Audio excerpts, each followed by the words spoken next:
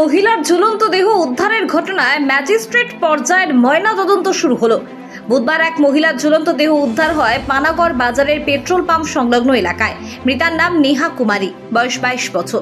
বৃহস্পতিবার দুপুর 1টা নাগাদ দেহ ময়নাতদন্তের জন্য দুর্গাপুর মহকুমা হাসপাতালের মর্গে পাঠানো হয়। এদিন তার আগে ঘটনার তদন্তে কাকসা থানায় আসে কাকসার ভিডিও।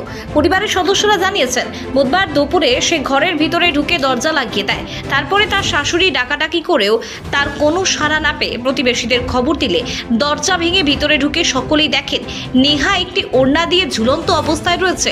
তড়িঘড়ি তাকে উদ্ধার করে পানাগড় ব্লক প্রাথমিক স্বাস্থ্য কেন্দ্রে নিয়ে গেলে হাসপাতালের চিকিৎসকরা তাকে মৃত বলে ঘোষণা করে। জানা গিয়েছে, গত 10 মাস আগে নেহার স্বামীর মৃত্যু হয়। তার একটি 10 মাস বয়সের সন্তান রয়েছে। সন্তানের জন্মের 21 দিনের মাথায় তার স্বামীর পথ দুর্ঘটনায় মৃত্যু হয়। তারপর থেকে সে মানসিক অবসাদে ভুগছিল। মৃত্যুর সঠিক কারণ জানা যায়নি, তবে পরিবারের অভিযোগের ভিত্তিতে পুলিশ তদন্ত শুরু হয়েছে উচ্চ পর্যায়ের তদন্ত। করেছে কখন ঘটনা? কালকে 1টার সময়। আপনারা জানতে পারলেন না, আমি লোক বিহারে ছিলাম, এখানে আসলাম তো জানলাম, ওই খবর গেলে তো আসলাম। কি কারণের জন্য করেছে কিছু জানা গেছে? ওর প্রতি 1 বছর অ্যাক্সিডেন্ট হয়েছিল, ওর মধ্যে টেনশন ছিল। আচ্ছা, ছোট বাচ্চাও তো আছে? হ্যাঁ, একটা আছে, ছেলে আছে।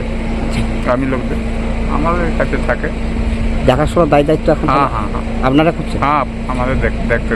মানে এখনো পর্যন্ত জানা যায়নি কি কারণের জন্য করেছে নাকি? না না, ওসব জানা যায় না, ওর ভিতরে কি কারণ ছিল।